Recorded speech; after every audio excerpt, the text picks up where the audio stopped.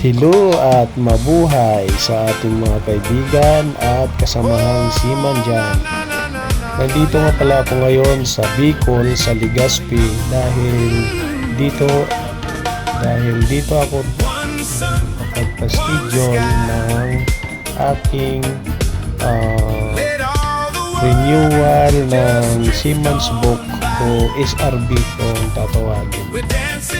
Puno na kasi ang slot sa Metro Manila, kaya dito ako nagkapag-schedule sa Legazpi, sa Region 5. Medyo hassle nga lang sa atin, sa mga seaman, lalo na sa mga baguhan at sa mga estudyante, kasi nga mapapamahal ka pa sa pamasahe.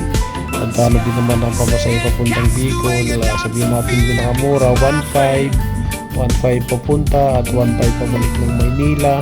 Bali 3,000 din magagastos mo pamasahe pa lang. So hindi pa kasama doon ang pamasahe sa jeep o sa tricycle. Tapos kakain ka pa. Tapos pagdating doon, hanapan ka ng documentary stamp, magbabayad ka pa ulit. At magpapupotocopy ka pa. So marami ka pang gagastusin.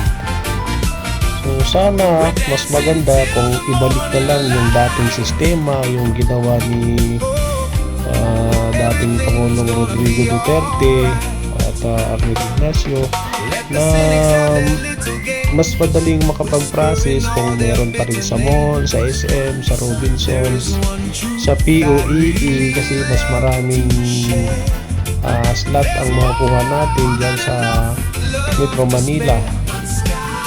Hindi kagaya ngayon na pagpuno na yung slot ng marina sa Manila, maghahanap pa talaga ng malapit na probinsya o kung saan man yung probinsya na merong slot para makapag-process ka ng iyong SRB at SIB.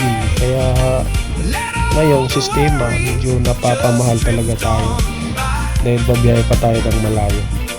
So sana mapansin ito ng pamunuan ng marina para naman magkaroon tayo ng mas matiwasay at mas mabilis na pagproseso at pag-renew ng ating mga dokumento, lalo na sa ating mga seaman at sa mga baguhan lamang.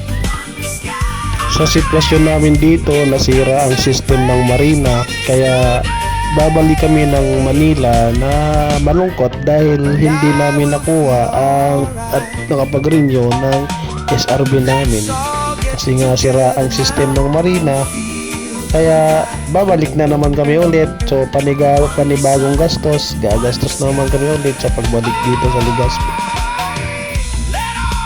Baka may opinion kayo sa sistemang ito ng marina, i-comment nyo na lang at ating pag-uusapan. Ingat kayo mga kabaro.